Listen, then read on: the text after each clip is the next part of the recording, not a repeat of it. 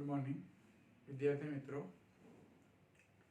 पांचमा चैप्टरनी अंदर छेल्ले આપણે દાખલા ગણેલા, જે થિયરી આપણે શીખ્યા હતા એના આધારિત સ્વાધ્યાયના થોડા દાખલા આપણે ગણેલા।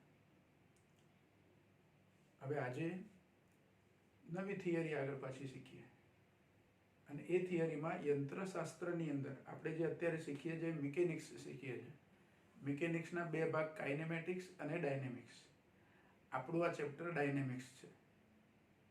પાછું એવું થાય આપણને કે કાઇનેમેટિક્સ અને ડાયનેમિક્સ એટલે શું, તો એકચ્યુઅલી ત્રીજા ચેપ્ટરની અંદર આની આપણે થોડીક ચર્ચા કરેલી। કાઇનેમેટિક્સ એટલે યંત્રશાસ્ત્રની જે શાખાની અંદર અથવા ભૌતિક જ્ઞાનની જે શાખામાં ગતિનું વર્ણન તેના કારણોની चिंता કર્યા સિવાય કરવામાં આવે તેને આપણે કાઇનેમેટિક્સ કહેતા હતા। અને ગતિનું વર્ણન કારણોની ચર્ચા તથા પદાર્થના ગુણધર્મો સહિત કરવામાં આવે તો એને ડાયનેમિક્સ કહેવાય। એટલે આપણે આ ચેપ્ટરમાં ડાયનેમિક્સ છે, ગતિનું કારણ એ બળ છે અને બળની ચર્ચા આપણે કરીએ છીએ। એટલે આપણું આ ચેપ્ટર છે યંત્રશાસ્ત્રની અંદર એનો ડાયનેમિક્સ એ વિભાગ છે। હવે યંત્રશાસ્ત્રની અંદર જ્યારે આપણે ગતિની ચર્ચા કરતા હોય ત્યારે સાથે સાથે બળોની જે ચર્ચા કરીએ છીએ એમાં સામાન્ય બળો કયા છે એની આપણે થોડી ડિસ્કસ કરીશું અને પછી વધારે અગત્યનું એવું ઘર્ષણ બળ શીખીશું, બરાબર। તો અત્યારે જે ટોપિક આપણે શીખવો છે એની અંદર યંત્રશાસ્ત્રમાં સામાન્ય બળો। હવે આમ તો બળો વિશે થોડી ચર્ચા આપણે કરી છે આ ચેપ્ટરની શરૂઆતમાં, સંપર્ક બળ અને ક્ષેત્ર બળ। આપણે જે ક્ષેત્ર બળની ચર્ચા કરેલી એ ક્ષેત્ર બળની અંદર કયા બળો હતા, તો ગુરુત્વાકર્ષણ બળ, વિદ્યુત બળ અને ચુંબકીય બળ। એટલે એની અંદર હતું ગુરુત્વાકર્ષણ બળ,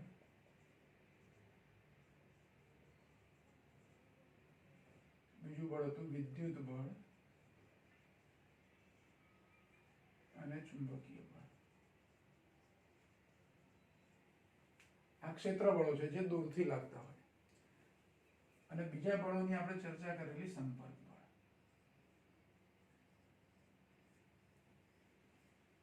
એ સંપર્ક બળની અંદર કયા કયા બળો હોઈ શકે, તો કોઈ વસ્તુને આપણે ખસેડવી છે, ટેબલ પર રહેલું પુસ્તક એને બીજી જગ્યાએ મૂકવું છે તો એના સંપર્કમાં આવવું પડશે।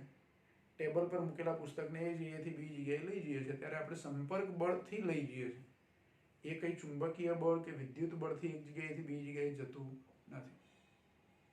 મુક્ત પતન પામતો પદાર્થ હોય તો એ ગુરુત્વાકર્ષણ બળથી જાય છે, એ ક્ષેત્ર બળ છે। પણ કોઈ વસ્તુને ખસેડીને એને ગતિ કરાવી છે સમક્ષિતિજ સપાટી પર તો એના માટે સંપર્ક બળ જરૂરી છે। ન્યૂટનના ગતિના ત્રીજા નિયમ પ્રમાણે આઘાત અને પ્રત્યાઘાત બળ એમાં પણ સંપર્ક જરૂરી છે। એક સાદું ઉદાહરણ આપણે લઈએ, ધારો કે સ્પ્રિંગ હોય તો સ્પ્રિંગને આપણે ખેંચી શકીએ છીએ અથવા સંકોચન કરાવી શકીએ છીએ। બોલપેનની અંદર જે નાની સ્પ્રિંગ આવે છે એને આમ થઈ દબાવો તો સંકોચાશે, છોડી દો તો એની મૂળ સ્થિતિમાં આવશે અને કદાચ એને ખેંચી પણ શકો છો। એની અમુક લિમિટ હોય, એની લિમિટની બહાર ના જઈએ એવી રીતે જો સ્પ્રિંગને ખેંચવામાં આવે અને ખેંચીને પાછી છોડી દઈએ તો એની મૂળ સ્થિતિ ધારણ કરે છે, અથવા દબાવીએ અને પછી છોડી દઈએ તો એ મૂળ સ્થિતિ ધારણ કરે છે। જો એક આ ઉદાહરણ લઈ શકીએ આપણે, ધારો કે કોઈ આધાર પરથી એક સ્પ્રિંગ આપણે લટકાવેલી છે,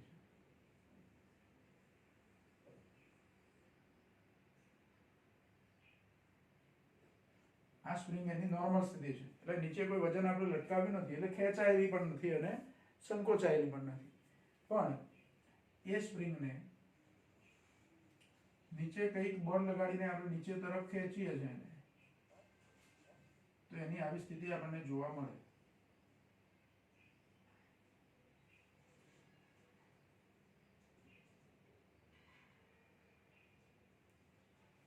એટલે સ્પ્રિંગની લંબાઈમાં શું થયો, વધારો થયો।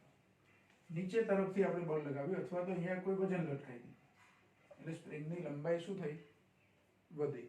પણ જુઓ અહીંયા સ્પ્રિંગને આપણે એટલી બધી નહીં ખેંચવાની કે પછી તમે બહુ જ ખેંચો ને પછી એને તાર બનાવી દો, સીધો તાર બનાવી દો, થાય ને એવું, અને પછી એની મૂળ સ્થિતિમાં જાય તો ના।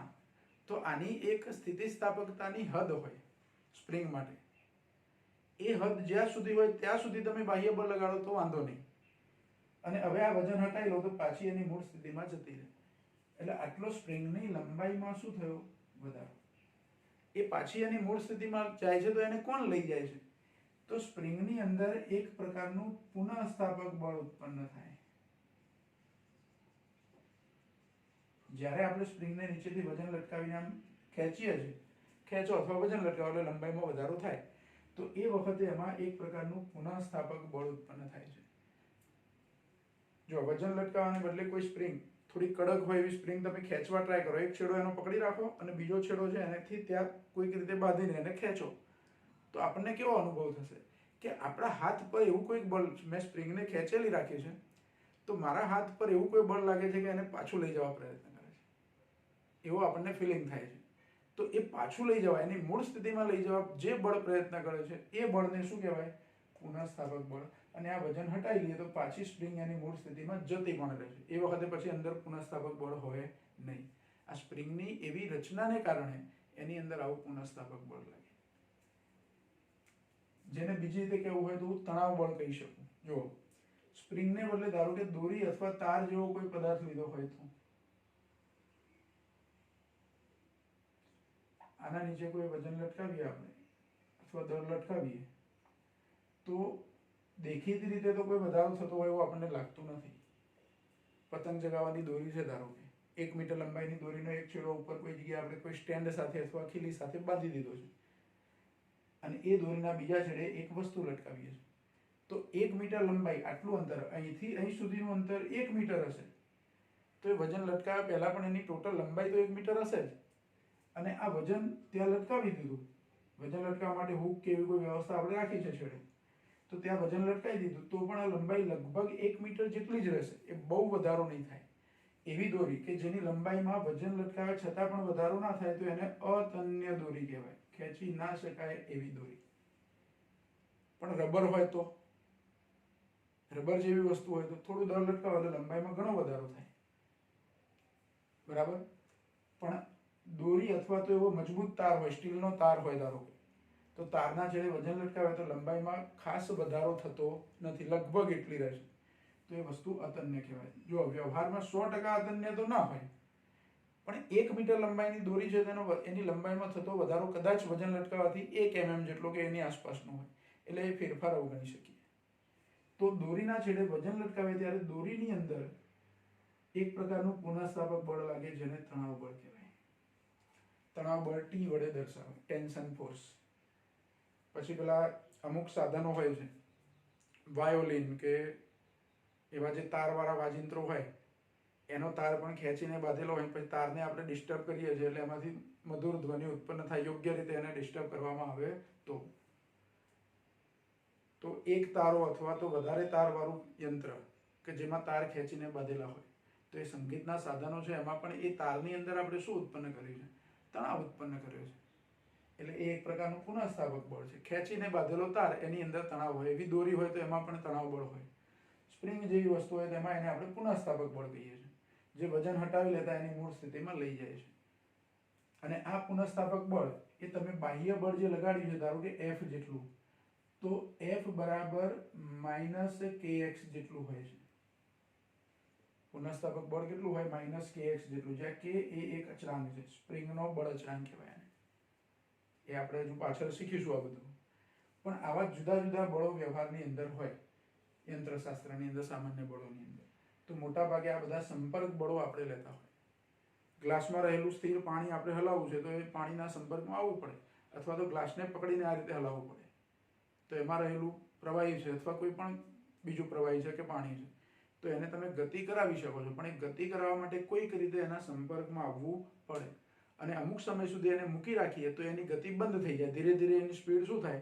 એ પાણી અંદર ફરે છે, પાત્રની અંદર, એનો વેગ ધીરે ધીરે ઓછો થતો જાય, વર્તુળાકારે ફરે છે અને છેવટે સ્થિર થઈ જાય. તો કેમ સ્થિર થઈ ગયું? તો એક ઘર્ષણ બળ પણ અસ્તિત્વ ધરાવે છે. નોર્મલ સમતલ સપાટી પર એક દડો આપણે ગબડાવીએ છીએ તો અનંત અંતર સુધી કંઈ ગતિ કરતો નથી. એક વખત દડાને ગબડાવ્યા પછી વચ્ચે આપણે એને કશે અડકતા નથી, લાંબી સપાટી છે, મોટી સપાટી છે, દૂર સુધીની, તો એ દડો શું થશે? અમુક અંતર કાપીને પછી સ્થિર થાય છે. કેમ? ઘર્ષણ બળ. તો એ પણ એક પ્રકારનું કયું બળ છે? સંપર્ક. તો આવા જુદા જુદા બળો યંત્રશાસ્ત્રની અંદર આપણે ધ્યાનમાં લેવાના હોય. એમાં વધારે અગત્યનું બળ અહીંયા અત્યારે આપણે જે ચર્ચા કરવાની છે એમાં ઘર્ષણ બળની ચર્ચા કરવાની છે. કઈ ચર્ચા કરવાની છે? ઘર્ષણ બળની. એટલે આપણે ઘર્ષણ બળની હવે ચર્ચા કરીશું.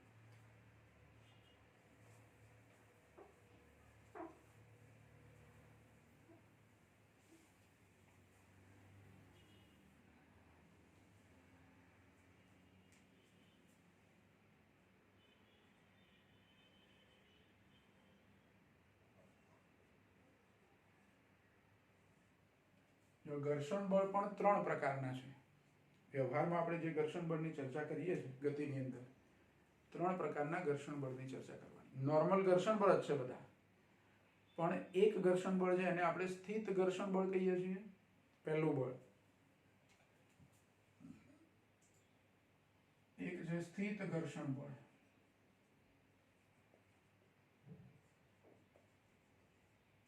બીજું છે ગતિક ઘર્ષણ બળ.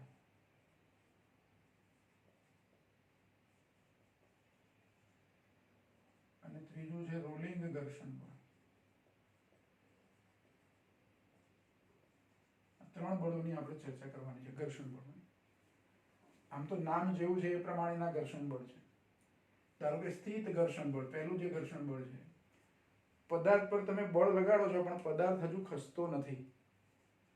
અમુક ધારો કે ટેબલ પર મૂકેલી કોઈ મોટી વસ્તુ છે, હું સામાન્ય બળ લગાડીને ખેંચું તો એ જલ્દી નથી ખસતું, મારે એના માટે વધારે બળ લગાડવું પડે છે.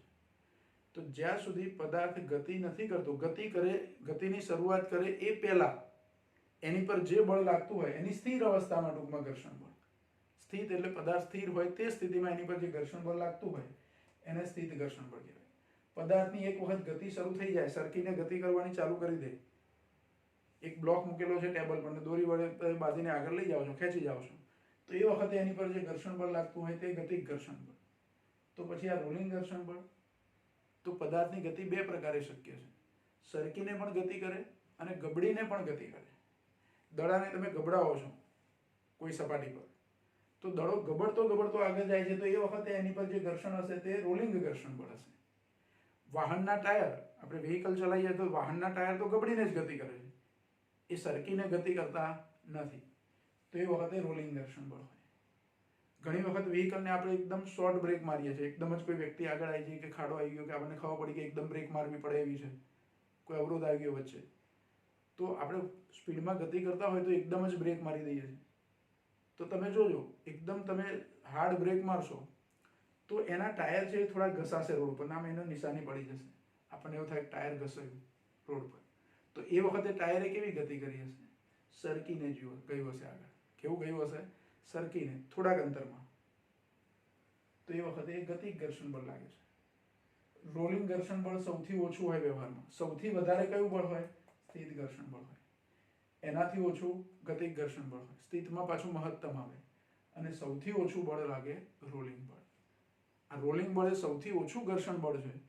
એટલે વ્યવહારમાં બધા વ્હીકલ આપણે ટાયર ગબડીને આગળ જાય વ્હીકલ, એવી વ્યવસ્થા કરી છે.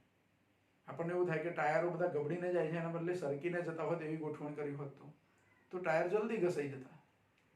ટાયર શું થાય? જલ્દી ઘસાઈ જાય. એટલે વ્યવહારમાં એ પણ આપણે ધ્યાન રાખ્યું છે કે બને એટલું ઘર્ષણ બળ કેવું લાગે?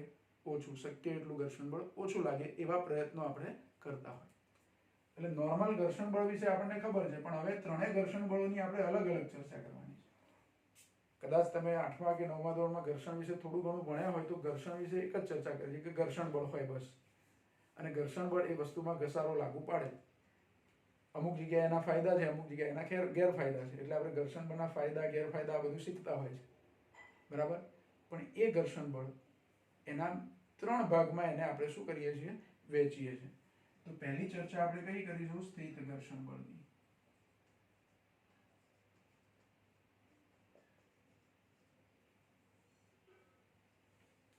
કયું ઘર્ષણ બળ લઈશું? સ્થિત ઘર્ષણ બળ. ઘર્ષણ બળ એટલે ફ્રિક્શન ફોર્સ, બરાબર. અને સ્થિર અવસ્થામાં એટલે સ્ટેટિક ફ્રિક્શન ફોર્સ એવું કહેવાય, બરાબર. હવે જો સ્થિત ઘર્ષણ બળની ચર્ચા કરવી છે આપણે, તો એમાં ધારો કે એક ટેબલની કોઈ સપાટી છે,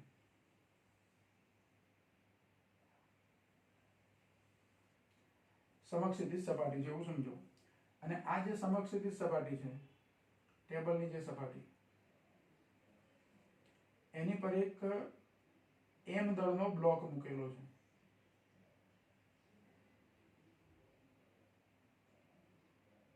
ઈંટ જેવા આકારનો, ધારો કે આ પથ્થરનો એક ટુકડો છે, બ્લોક મૂકેલો છે. એને દોરી વડે બાંધીને અથવા બીજી કોઈ રીતે આપણે એને ખસેડવા પ્રયત્ન કરીએ છીએ. હવે જુઓ, જ્યાં સુધી આપણે બાહ્ય બળ નથી લગાડતા ત્યાં સુધી આની પર કોઈ બળો લાગતા હશે. આપણે બાહ્ય બળ નથી લગાડતા, ટેબલ પર એક બ્લોક મૂકેલો છે, તો એ વખતે એની પર કયા કયા બળો લાગતા હશે? તો એ વખતે એની પર બે બળો તો લાગતા જ હશે. બે બળોની અંદર એક બળ અધો દિશામાં લાગતું હશે, જે ગુરુત્વાકર્ષણ બળ. ધારો કે એ બળ છે W બરાબર mg, જ્યાં m એટલે પદાર્થનું દળ અને g એટલે ગુરુત્વ પ્રવેગ. અથવા એને બીજી રીતે કહીએ તો ગુરુત્વાકર્ષણ બળ અધો દિશામાં. વજન બળ અથવા ગુરુત્વાકર્ષણ બળ બે નામ છે એના. એને તમે વજન બળ પણ કહી શકો. અને બીજું કયું નામ આપી શકાય? ગુરુત્વાકર્ષણ બળ. બરાબર. W એ પદાર્થનું વજન બળ અથવા ગુરુત્વાકર્ષણ બળ છે. બીજું, આ બ્લોક છે એ ટેબલની સપાટી સાથે સંપર્કમાં છે, એટલે સંપર્ક બળ લાગે ઉપર તરફ, જેને પ્રત્યાઘાતી બળ પણ કહેવાય અથવા લંબ પ્રત્યાઘાતી બળ કહેવાય, જેને આપણે અહીંયા n વડે દર્શાવીશું. આગળ એક પ્રશ્નમાં આપણે r વડે દર્શાવેલું, ન્યૂટનના ગતિના નિયમની ચર્ચા કરતા હતા એ વખતે. પણ સપાટીને લંબ રૂપે લાગતું બળ છે આ લંબ પ્રત્યાઘાતી બળ, એવું એને નામ આપીશું, જેને અહીંયા આપણે n વડે દર્શાવીએ છીએ. આ બે બળો તો લાગે જ છે. બીજું, આ પદાર્થ સ્થિર છે એનો મતલબ શું? કે આ બે બળોના મૂલ્યો સરખા છે, એટલે કે W બરાબર n છે પદાર્થની સ્થિર અવસ્થામાં. એટલે કે આ બે બળોની પરિણામી અસર શૂન્ય છે. હવે ધારો કે મારે આ પદાર્થને ખસેડવા પ્રયત્ન કરવો છે, ખસેડવો છે, તો પદાર્થને ખસેડવા માટે હું બહારથી F જેટલું બળ લગાડું છું. જેવું F બળ લગાડું એટલે આ ઘર્ષણ બળ હાજર થઈ જાય. જો આ સ્થિત ઘર્ષણ બળ એ કેવું છે, જ્યાં સુધી તમે બાહ્ય બળ નથી લગાડતા ત્યાં સુધી એ 0 છે, એક પણ ઘર્ષણ બળ નથી ત્રણમાંથી. એમાં આપણે આ બેની તો ચર્ચા જ નથી કરતા. સ્થિત ઘર્ષણ બળ ક્યારે હાજર થાય? તો જ્યારે તમે પદાર્થને ખસેડવા પ્રયત્ન કરો છો તે વખતે એ બળ હાજર થઈ જાય. અને બહારથી તમે કેટલું બળ લગાડો છો એની પર એનો આધાર છે. સમજો કે આ પદાર્થને ખસેડવા માટે વધારે બળની જરૂર છે, 50 ન્યૂટન બળની જરૂર છે એને ખસેડવા માટે, એવું સમજો, ખાલી જાણકારી માટે. 50 જ એવું જરૂરી નથી, જે બળ જરૂરી હોય તે. પણ ધારો લઉં છું કે 50 ન્યૂટન બળથી આ પદાર્થ ખસે એવો છે, પણ હું 10 ન્યૂટન બળ જ લગાડું છું અત્યારે. એને ખસેડવા માટે 50 ન્યૂટન બળની જરૂર છે, પણ હું લગાડું છું શરૂઆતમાં કેટલું બળ? 10 ન્યૂટન. અને આ F બરાબર 10 પણ નહીં, ધારો કે હું 10 કરતાં ઓછા બળથી શરૂઆત કરું. પહેલા 1 ન્યૂટન બળ લગાડું, પદાર્થ નથી ખસતો. 2 ન્યૂટન લગાડું, નથી ખસતો. 10 ન્યૂટન લગાડું, નથી ખસતો. 20 ન્યૂટન બળ લગાડું, નથી ખસતો. ક્યાં સુધી નહીં ખસે? જ્યાં સુધી હું 50 ન્યૂટન બળ નહીં લગાડું ત્યાં સુધી. તો 0 થી શરૂ કરીને 50 કરતાં થોડુંક ઓછું, ધારો કે 49.9, હું 0 થી શરૂ કરીને 49.9 ન્યૂટન બળ લગાડું ત્યાં સુધી એ પદાર્થ ખસતો નથી. હવે 0 તો આપણે ગણતા નથી, પણ 0 થી વધારે એવા, ધારો કે હું 0.1 થી સ્ટાર્ટ કરું, 0.1 ન્યૂટન, 0.2 ન્યૂટન, 0.3 ન્યૂટન, એમ 49.9 ન્યૂટન આટલું બળ લગાડ્યું તો પણ પદાર્થ ખસતો નથી. તો બાહ્ય બળ આપણા જુદા જુદા હશે. એ વખતે અહીંયા પદાર્થની સપાટી અને આ ટેબલની સપાટી વચ્ચે લાગતું સ્થિત ઘર્ષણ બળ પણ જુદું જુદું હશે. સમજો કે હું 10 ન્યૂટન બાહ્ય બળ લગાડું છું, તો એ વખતે આ બે સપાટીઓ, પદાર્થની સપાટી અને ટેબલની સપાટી વચ્ચે કંઈક ઘર્ષણ બળ હશે, સ્થિત ઘર્ષણ બળ, જે એ પદાર્થને ટેબલ પર ખસવા દેતું નથી, એટલે કે ગતિનો વિરોધ કરે છે. ખરેખર ઘર્ષણ બળ ના હોત તો, આ ટેબલની સપાટી અને પદાર્થની સપાટી વચ્ચે ઘર્ષણ બળ ના હોત તો આ પદાર્થને ખસેડવા માટે મારે કેટલું બાહ્ય બળ લગાડવું પડતું? આ તો ઘર્ષણ બળ છે એટલે મારે વધારે બાહ્ય બળ લગાડવું પડે છે. નોર્મલ તમે એવું વિચારી શકો કે ઘર્ષણ બળ ના હોત તો મારે પદાર્થને ખસેડવા કેટલું બળ લગાડવું પડે? તો સહેજ જ આંગળીથી આમ સહેજ ટચ કરું, સહેજ જ એ પદાર્થને સહેજ જ આમ ધક્કો મારું એટલે એની ગતિ ચાલુ થઈ જાય, ગમે એટલો મોટો પદાર્થ. ધ્યાન રાખો. ધારો કે એક કાર જેટલી સાઈઝનો એક પદાર્થ છે અને એક સપાટી પર એ સ્થિર છે, પણ સપાટી ઘર્ષણ રહિત છે. તો કાર જેટલા મોટા પદાર્થને કારની સાઈઝ જેટલો મોટો પથ્થરનો ટુકડો છે એવું વિચારો, કે જેની નીચેની સપાટી ઘર્ષણ રહિત સપાટી પર છે, એટલે બંને સપાટીઓ ઘર્ષણ રહિત છે, તો એ પથ્થરને મારે ગતિ કરાવી હોય તો સહેજ જ આંબળવાનું, એને સહેજ ટેકો લઈને તમે આમ ઊભા રહેવા જાઓ, આમ સહેજ ટેકો લો તો એ ખસવાનું ચાલુ કરે. કેમ કે બંને વચ્ચે ઘર્ષણ બળ લાગતું નથી. ઘર્ષણ બળ નથી લાગતું એવી સ્થિતિમાં સ્થિર પદાર્થ હોય, એ પદાર્થને મારે ગતિ કરાવી હોય તો 0.1 ન્યૂટન બળ તો બહુ થઈ ગયું, એટલા બળથી પણ એ ખસવાની શરૂઆત કરે. પણ વ્યવહારમાં ઘર્ષણ રહિત સપાટી તો હોતી નથી. એટલે આ પદાર્થની સપાટી અને ટેબલની સપાટી એ બંને વચ્ચે એક પ્રકારનું ઘર્ષણ બળ લાગે છે. તો જે વખતે આપણે બાહ્ય બળ લગાડવાનું શરૂ કરીએ છીએ એટલે ઘર્ષણ બળ એમને ગતિ કરવા દેતું નથી અથવા ગતિ કરતું રોકે છે. જો માઇક્રોસ્કોપિક લેવલ પર બહુ સૂક્ષ્મ સ્તરે એ સપાટીનું નિરીક્ષણ કરીએ આપણે, આ બે સપાટીઓનું નિરીક્ષણ પાવરફુલ માઇક્રોસ્કોપ નીચે એનું નિરીક્ષણ કરીએ તો એ સપાટી કેવી લાગશે આપણને? ખાડા ટેકરાવાળી લાગશે, ખરબચડી લાગશે. જો ટેબલની જે સપાટી છે એને પાવરફુલ માઇક્રોસ્કોપ હેઠળ તમે જોશો તો તમને એ સપાટી આવી લાગશે, આવી ખાચા ખાડા ટેકરાવાળી, અને એની પર તમે પદાર્થ મૂક્યો છે. આ બધે એવું જ હોય, પણ આપણે આટલો જ ભાગ માઇક્રોસ્કોપ હેઠળ જોઈએ છે. જે પદાર્થ મૂક્યો છે એની ટેબલના સંપર્કમાં જે સપાટી છે એને પણ તમે જોશો માઇક્રોસ્કોપની હેઠળ તો એ તમને આવી લાગશે, એ પણ આવી ખરબચડી લાગશે, અને બંને સપાટીઓ એકબીજાના સંપર્કમાં છે. એટલે જેવું બળ લગાડું છું બાહ્ય બળ થોડુંક, એટલે શું થઈ જાય? એ બાહ્ય બળ લગાડો એટલે તો ટેબલની જે ખાંચાવાળી સપાટી છે એની અંદર, એ ખાંચાઓમાં ખાડા ટેકરાવાળા ભાગ છે એની અંદર આ બ્લોકની સપાટીના ખાડા ટેકરાવાળા ભાગ ફસાઈ જાય છે. એટલે ખાડા ટેકરાવાળા ભાગ ફસાઈ જાય એટલે એ આગળ એને ગતિ કરવા દેતા નથી. હવે આ ખાડામાં જો આ જે ટેબલની સપાટી છે એનો ખાડાવાળો ભાગ છે, એમાં બ્લોકનો એને અનુરૂપ એવો ભાગ એમાં ફસાઈ ગયો. આપણે કાર ધારો કે ગતિ આમ ધક્કો મારીને આગળ જતા હોય અને વચ્ચે ખાડો આવી જાય તો ખાડામાં ટાયર પડી ગયું. હવે ખાડામાં ટાયર પડ્યું, હવે એ ટાયરને બહાર કાઢવું હોય અથવા કારને આગળ લઈ જવી હોય તો બહુ જ વધારે બળ લગાડવું પડશે. ઘણી વખત એવું થાય છે કે કાર અથવા કોઈ વ્હીકલના ટાયર ખાડામાં ફસાઈ ગયા, પછી એને બીજું વ્હીકલ લાવીને દોરી બાંધીને બધા ખેંચે અથવા બહુ વધારે માણસો ભેગા થઈને ધક્કો મારે ત્યારે એ ખાડામાંથી બહાર નીકળે. પણ ખાડા ટેકરા વગરની સપાટી હોય તો બે માણસો પણ એને ધક્કો મારીને આગળ લઈ જાય. ખ્યાલ આવ્યો? તો પેલું ખાડામાં જેમ ટાયર ફસાઈ જાય છે એમ ટેબલની સપાટીના ખાંચાવાળા ભાગમાં પદાર્થ જે ઉપર મૂકેલો છે એના ખાંચાવાળા ભાગ ફસાઈ જાય છે. એટલે જાણે કે વેલ્ડિંગ થઈ ગયું, એને કોલ્ડ વેલ્ડિંગ એવું કહેવાય છે. મિકેનિક્સની ભાષામાં એને શું કહેવાય? Cold welding. નોર્મલ તમે કોઈ વસ્તુ વેલ્ડિંગ, આપણે લોખંડની વસ્તુ વેલ્ડિંગ થતી હોય તો ત્યાં તાપમાન કેટલું વધારે હોય, એવું અહીંયા તાપમાન વધારવાની જરૂર નથી. ટેબલની સપાટી પર મૂકેલો કોઈ પદાર્થ એની પર તમે સહેજ બળ લગાડો એટલે ખાડા ટેકરાવાળા ભાગ એકબીજામાં એવા સેટ થઈ ગયા કે હવે પદાર્થને આગળ જવા દેતા નથી. આને આપણે સ્થિત ઘર્ષણ બળ કહીએ છીએ. એટલે મેં બાહ્ય બળ આ બાજુ લગાડ્યું ધારો કે F જેટલું, તો જેવું બાહ્ય બળ લગાડ્યું એટલે પદાર્થની સપાટી અને ટેબલની સપાટી વચ્ચે એક પ્રકારનું ગતિ આપણે જે બાજુ કરાવવા માંગીએ છીએ એની વિરુદ્ધ બાજુએ એક ઘર્ષણ બળ લાગે છે, જેને Fs વડે આપણે દર્શાવીશું. ઘર્ષણ બળ માટેનો F આપણે સ્મોલ f કરવાનો છે અને બાજુમાં s લખ્યો છે, Fs સફિક્સમાં s લખ્યો છે. જેમ F1 F2 F3 X1 X2 X3 એવું લખીએ છીએ રીતે Fs લખ્યા છે. તો Fs એ શું છે? સ્થિત ઘર્ષણ બળ છે.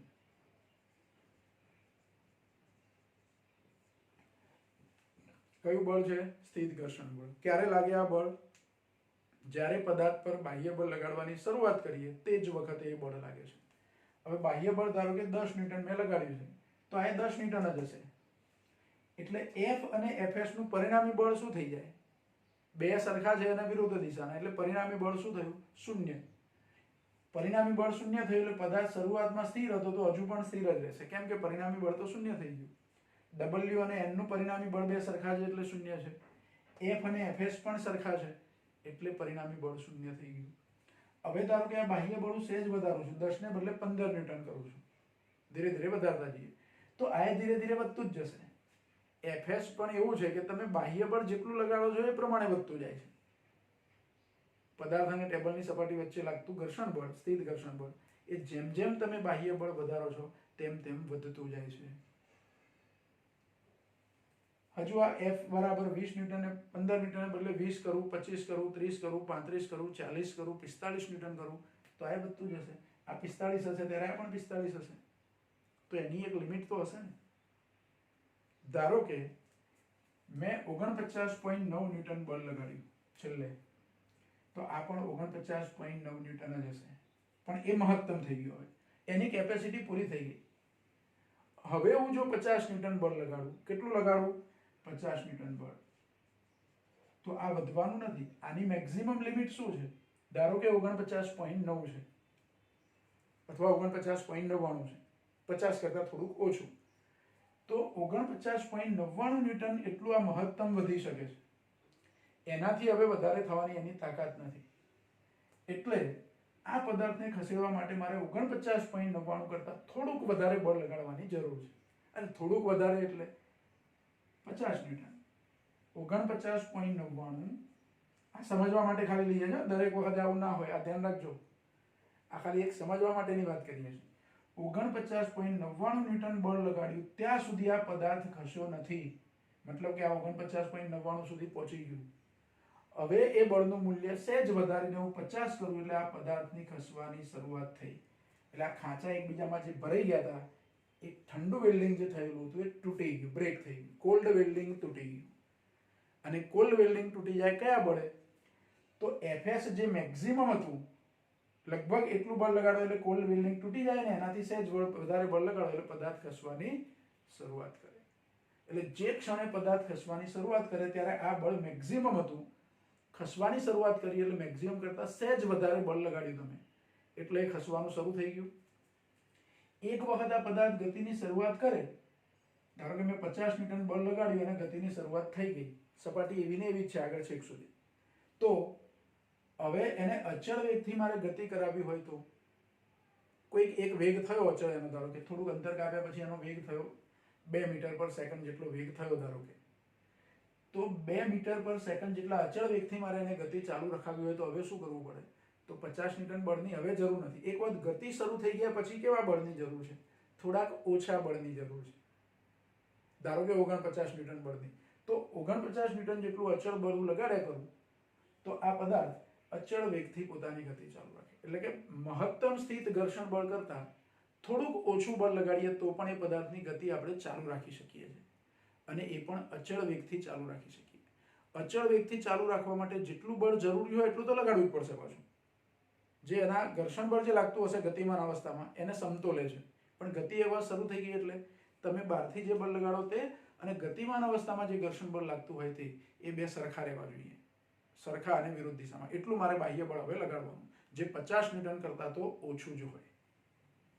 તો એ પદાર્થ અચળ વેગથી હવે સપાટી પર પોતાની ગતિ શું કરશે? ચાલુ રાખશે. નોર્મલ એક કારનું ઉદાહરણ લઈએ, ધારો કે કાર બંધ પડેલી કાર છે, એને ધક્કો મારીને આપણે સ્ટાર્ટ કરવાની છે, સેલ લાગતો નથી એટલે ડ્રાઈવર એવું કહે છે કે આને 4-5 માણસ ભેગા થઈને ધક્કો મારો. 4 માણસની જરૂર છે ધારો, તો 4 માણસ એ કારને ધક્કો મારીને આગળ લઈ જાય.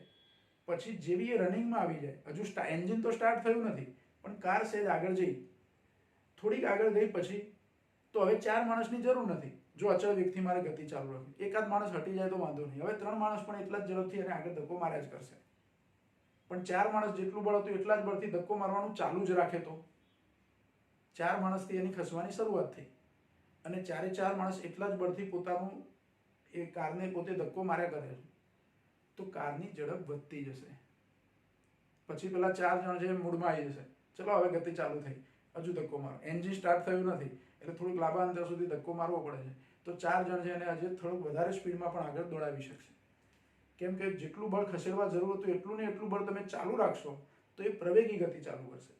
50 ન્યૂટન બળથી ધારો કે આ બ્લોકને મેં ખસેડ્યો અને 50 ન્યૂટન બળ આપવાનું ચાલુ જ રાખીશ તો એની સ્પીડ ધીરે ધીરે શું થશે? વધતી જશે. આપણે એવું નથી કરવું, તો 50 ન્યૂટન કરતાં કેવું બળ લગાડવું પડે? ઓછું. તો જે સ્થિતિમાં આ ઘર્ષણ બળ મહત્તમ થયું, એટલે કે પદાર્થ જેવો ખસવાની શરૂઆત કરે છે તે સ્થિતિમાં ખસવાની શરૂઆત કરે છે અથવા ખસવાની શરૂઆત કરવાની તૈયારી છે, તે સ્થિતિમાં આ બળ સ્થિત ઘર્ષણ બળ મહત્તમ થઈ ગયું હશે. એને Fs મેક્સિમમ કહેવાય. શું કહેવાય? Fs મેક્સિમમ એટલે કે મહત્તમ સ્થિત ઘર્ષણ બળ.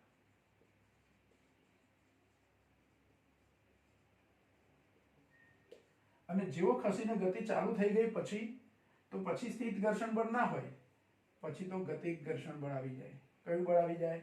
ગતિક ઘર્ષણ બળ. આ ગતિક ઘર્ષણ બળ ક્યાં સુધી નહીં આવે? જ્યાં સુધી પદાર્થ ખસવાની શરૂઆત નહીં કરે ત્યાં સુધી. જ્યાં સુધી પદાર્થ ગતિ શરૂ નથી કરતો ત્યાં સુધી કયું બળ છે? સ્થિત ઘર્ષણ બળ છે. ઘર્ષણ બળ તો છે. જો નોર્મલ એક આપણો એવો અનુભવ છે કે ઘર્ષણ બળ એટલે ગતિ થતી હોય ત્યારે જ વળી લાગતું હોય ને. ઘર્ષણ બળ એટલે શું? કે જ્યારે ગતિ થતી હોય ત્યારે જ વળી લાગતું હોય ને? તો ના, સ્થિર અવસ્થામાં પણ ઘર્ષણ બળ લાગે. પણ સ્થિર અવસ્થામાં ઘર્ષણ બળ ક્યારે લાગે? તો પદાર્થ પર બાહ્ય બળ લાગતું હોય તો. પણ એ બાહ્ય બળ એટલું ઓછું છે કે જે એને ગતિ કરાવી શકતું નથી. પછી ધીરે ધીરે આપણે એ બાહ્ય બળને શું કરીએ છીએ? વધારીએ છીએ. અને બાહ્ય બળ અમુક હદ સુધી વધે ત્યાં સુધી સામે સ્થિત ઘર્ષણ બળ પણ વધતું જાય છે. પણ એની એક લિમિટ હોય. અને સ્થિત ઘર્ષણ બળ જ્યારે મહત્તમ થઈ જાય છે તે ક્ષણે જે સ્થિત ઘર્ષણ બળ જે મહત્તમ થયેલું છે એને મહત્તમ સ્થિત ઘર્ષણ બળ કહીશું. અને મહત્તમ સ્થિત ઘર્ષણ બળ કરતાં થોડુંક વધારે બાહ્ય બળ થશે. ધારો કે મહત્તમ સ્થિત 49.99 છે તો બાહ્ય બળ 50 થાય એટલે પદાર્થ ખસવાની શરૂઆત કરી દેશે. હવે સ્થિત ઘર્ષણ બળ નહીં, પદાર્થ જ્યારે ખસવાની શરૂઆત કરી દે, સરકીને જો ગતિ કરતો હોય તો કયું બળ આવે? ગતિક ઘર્ષણ બળ આવે. પણ જે મહત્તમ સ્થિત ઘર્ષણ બળ છે જેને આપણે એફએસ મેક્સિમમ કહીએ છીએ, એફએસ મેક્સિમમ આવી રીતે લખાય એને, તો એફએસ મેક્સિમમ કેટલું હોય? આમ આંકડાઓની વાત નથી. આ આંકડાઓ તો ભૂલી જાવ, તો ખાલી સમજવા માટે લીધેલા છે. મહત્તમ સ્થિત ઘર્ષણ બળ કેટલું હોય? તો એ મહત્તમ સ્થિત ઘર્ષણ બળ આ લંબ બળ જે લાગે છે એન, એના સમપ્રમાણમાં હોય. અને ડબલ્યુ અને એન કેવા છે? સરખા. ભલે વિરુદ્ધ દિશા છે પણ મૂલ્યો તો સરખા છે. એટલે એન બરાબર હું શું લઈ શકું? mg. કારણ કે ડબલ્યુ બરાબર mg છે. એટલે ડબલ્યુ બરાબર એન અથવા એન બરાબર ડબલ્યુ આવું છે આપણી જોડે સંબંધ. તો ડબલ્યુ બરાબર તો mg છે એટલે એન બરાબર શું થાય? mg. તો આ મહત્તમ સ્થિત ઘર્ષણ બળ એ આ લંબ બળ જે n છે એના સમપ્રમાણમાં હોય. મહત્તમ સ્થિત ઘર્ષણ બળ એ લંબ બળના સમપ્રમાણમાં હોય. પણ એ સ્થિત ઘર્ષણ બળ જે આ બે સપાટીઓ જે છે, પદાર્થની સપાટી અને ટેબલની સપાટી જે એકબીજાના સંપર્કમાં છે, એ સંપર્ક સપાટીના ક્ષેત્રફળ પર આધાર રાખતું નથી. ધ્યાન રાખો. મહત્તમ સ્થિત ઘર્ષણ બળ શાની પર આધાર રાખે છે? તો આ લંબ બળ પર આધાર રાખે છે. સંપર્ક સપાટીના ક્ષેત્રફળ પર આધાર રાખતું નથી. કોઈ વખત આપણને એવું થાય કે સંપર્ક સપાટીના ક્ષેત્રફળ પર આધારિત હશે ખરું? તો ના, સહેજે નહીં. એ માત્ર લંબ બળ પર આધારિત હશે. તો આ મહત્તમ સ્થિત ઘર્ષણ બળ એફએસ મેક્સિમમ ચલે છે એન, આવું સૂત્ર લખી શકીએ આપણે, જ્યાં n બરાબર mg લેવાય. અને આ ચલનનો સંકેત દૂર કરીએ તો એક અચળાંક મૂકવો પડે. તો fs મેક્સિમમ બરાબર ચલનનો સંકેત દૂર કરીને અચળાંક મૂકીએ તો અચળાંકને કહેવાય છે μs ઇન્ટુ n. n તો ખરા જ, અને n બરાબર mg મૂકી દઈએ તો સૂત્ર આવું થાય, fs મેક્સિમમ બરાબર μs ઇન્ટુ mg. આ જે સૂત્ર થયું તે અગત્યનું સૂત્ર આપણે ઘર્ષણ બળની અંદર. fs મેક્સિમમ બરાબર μs ઇન્ટુ mg. સમક્ષિતિજ સપાટી હોય તો ધ્યાન રાખો. ઢાળવાળી સપાટી હોય તો સહેજ જુદી પરિસ્થિતિ હોય. અત્યારે હાલ આપણે ચર્ચા સમક્ષિતિજ સપાટી માટે કરીએ છીએ. કોના માટે કરીએ છીએ? સમક્ષિતિજ. તો આ સૂત્રમાં આપણે μs લખ્યા એ શું છે? તો એ μs એને સ્થિત ઘર્ષણાંક કહેવાય છે. અહીંયા લખું છું. μs એટલે શું છે? તો સ્થિત ઘર્ષણાંક છે. જો ઘર્ષણાંક એવું નામ છે. અને સ્થિર અવસ્થામાં રહેલી પરિસ્થિતિમાં છે, સ્થિર પરિસ્થિતિમાં ઘર્ષણાંક લીધો છે એટલે એને સ્થિત ઘર્ષણાંક કહેવાય. જે એકમ રહિત હોય, આને એકમ ના હોય, ઘર્ષણાંકનો એકમ ના હોય, ખાલી એનું મૂલ્ય જ હોય. અને આવો ઘર્ષણાંક વ્યવહારમાં જે સપાટીઓ આપણે વાપરીએ છીએ, જે સપાટીઓનો આપણે ઉપયોગ કરીએ છીએ, એ સપાટીઓ માટે સ્થિત ઘર્ષણાંકનું મૂલ્ય 0.01 થી શરૂ કરી અને 1.5 સુધીનું હોય. વ્યવહારમાં જે સપાટીઓ આપણે યુઝ કરીએ છીએ એવી સપાટીઓ માટે સ્થિત ઘર્ષણાંકનું મૂલ્ય 0.01 થી 1.5 ની વચ્ચે હોય. આ સ્થિત ઘર્ષણાંકની વાત છે. કયો ઘર્ષણાંક છે? સ્થિત ઘર્ષણાંક. જેને મ્યુ એસ વડે દર્શાવે છે. જો આ ગ્રીક આલ્ફાબેટ છે, આ મ્યુ એ ગ્રીક આલ્ફાબેટ છે અને મ્યુ એવું વંચાય. શું વંચાય? મ્યુ ગ્રીક આલ્ફાબેટ છે, બરાબર. અને સફિક્સમાં એસ લખ્યો છે એટલે સ્થિત ઘર્ષણ માટે છે. એટલે આને સ્થિત ઘર્ષણાંક કહેવાય છે. ઘર્ષણાંકનો એકમ હોય નહીં અને એ ઘર્ષણાંકનું મૂલ્ય વ્યવહારમાં વપરાતી સપાટીઓ માટે 0.01 થી 1.5 ની વચ્ચે હોય. જો કોઈ સપાટી માટે ઘર્ષણાંકનું મૂલ્ય 0.01, એનો મતલબ કે સપાટી પર કોઈ પદાર્થ ગતિ કરે તેને ઘર્ષણ બળ ઓછું લાગે છે. અને ઘર્ષણાંક 1.5 હોય એનો મતલબ કે ઘર્ષણ બળ વધારે લાગે છે, બરાબર. સૌથી વધારે ઘર્ષણ બળ હોય આટલો ઘર્ષણાંક હોય તો ઘર્ષણ બળ સૌથી ઓછું હોય. અને બેની વચ્ચે હોય તો જેવું મૂલ્ય હોય એ પ્રમાણે સ્થિત ઘર્ષણ બળ હોય, બરાબર. તો આ થઈ આપણી સ્થિત ઘર્ષણની ચર્ચા. સ્થિત ઘર્ષણ બળની ચર્ચામાં જુઓ, સમક્ષિતિજ સપાટીનું ઉદાહરણ લેવાનું. સપાટી પર બે બળો તો ઓલરેડી પહેલેથી લાગતા જ હોય. કોઈ પદાર્થ સપાટી પર મૂક્યો હોય એટલે W અને N, અને W બરાબર N અથવા N બરાબર W જ હોય સમક્ષિતિજ સપાટી માટે. એટલે N બરાબર mg થાય જ. હવે આ પદાર્થને ગતિ કરવા માટે ધારો કે આપણે બાહ્ય બળ લગાડીએ તો ઘર્ષણ બળ તરત હાજર થઈ જાય. જ્યાં સુધી બાહ્ય બળ નથી લાગતું ત્યાં સુધી ઘર્ષણ બળ પણ કેવું છે? શૂન્ય છે.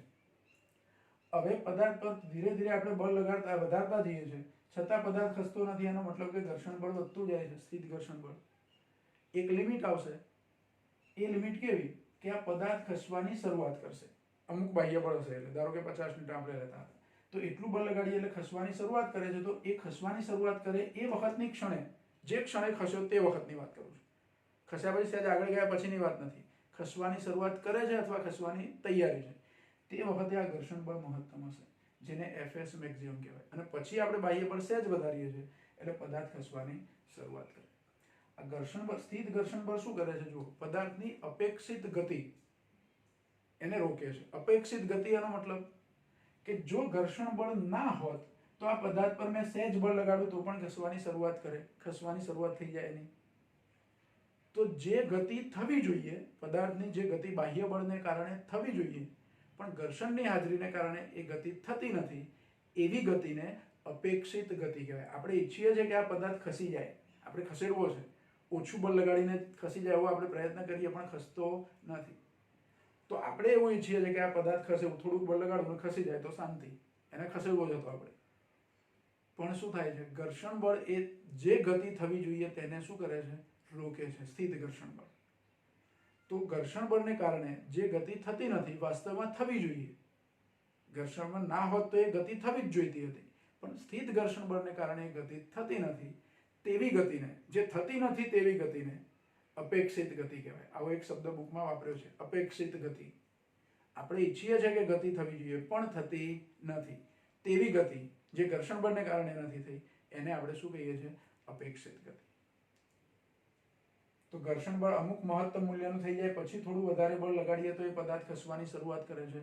જે મહત્તમ ઘર્ષણ બળ થાય છે એને મહત્તમ સ્થિત ઘર્ષણ બળ કહેવાય. એ મહત્તમ સ્થિત ઘર્ષણ બળ એ સંપર્ક સપાટીના ક્ષેત્રફળ પર આધાર રાખતું નથી, પણ પ્રત્યાઘાતી બળ અથવા લંબ પ્રત્યાઘાતી બળ જે છે એની પર આધાર રાખે છે. એટલે Fs મેક્સિમમ ચલે છે n. ચલનનો સંકેત દૂર કર્યો એટલે ઘર્ષણાંક લીધો આપણે μs. આ μs ને સ્થિત ઘર્ષણાંક કહેવાય, જેનું મૂલ્ય 0.01 થી 1.5 ની વચ્ચે હોય. એટલે આપણું સૂત્ર આવું થશે ફાઇનલ, Fs મેક્સિમમ બરાબર μs ઇન્ટુ n અથવા μs ઇન્ટુ mg. n બરાબર mg. કેવી સપાટી માટે? સમક્ષિતિજ સપાટી માટે. Fs મેક્સિમમ બરાબર μs mg આવું થાય. જો આ Fs મેક્સિમમ અને Fs વચ્ચેનો સંબંધ શું? તો જો Fs એ હંમેશા ઓછું હોય કોના કરતા? μs mg કરતા. એટલે Fs less than μs into mg. પણ હું Fs ને બદલે Fs મેક્સિમમ કરી દઉં તો ઇક્વલ ટુ થઈ જાય. Fs એનો મતલબ શું? કે આ મહત્તમ સ્થિત ઘર્ષણ બળ છે એના કરતા થોડુંક ઓછું. મહત્તમ સ્થિત ઘર્ષણ બળ એ μs mg જેટલું હોય, તો મહત્તમ કરતા ઓછું ઘર્ષણ બળ હોય જેને Fs કહો તો એ μs mg કરતા કેવું હોય? ઓછું હોય. એટલે Fs maximum equal to μs into mg. પણ Fs equal to μs mg ના લઈ શકું હું, આ FS equal to mu s MG ના લઈ શકું. આ એફએસ એ મહત્તમ સ્થિતિ કરતાં થોડુંક ઓછું છે. એ કેટલું ઓછું છે તો કે બાહ્ય બળ કેટલું લગાડ્યું એની પર, પણ મ્યુએસ એમજી કરતાં તો ઓછું જ છે એફએસ. એટલે એકલા એફએસ માટે તમારે લખવું હોય તો FS less than mu s MG, અને એફએસ મેક્સિમમ લેવું હોય તો FS maximum equal to mu s MG. આ થયું આપણું સ્થિત ઘર્ષણ બળ, એની ચર્ચા થઈ. કોઈ વખતે 2 માર્કની અંદર આપણને આ પ્રશ્ન પૂછી શકાય કે સ્થિત ઘર્ષણ બળની યોગ્ય ઉદાહરણ આપી સમજૂતી આપો અથવા એની ચર્ચા કરો. તો આ બ્લોકનું ઉદાહરણ લઈને ચર્ચા કરવાની છે. આપણે પેલા જે આંકડા બધા લઈએ છીએ આંકડા લેવાની જરૂર નથી, પણ સીધી એની ચર્ચા કરવાની. એમાં સૂત્ર આટલું જ આવે ખાલી, એફએસ મેક્સિમમ, અને કાંઈ n બરાબર mg યાદ રાખો. બરાબર. પહેલા આટલું સ્થિત ઘર્ષણનો ટોપિક છે, બરાબર ધ્યાનથી તમે વાંચી લેશો અને સમજી લેશો.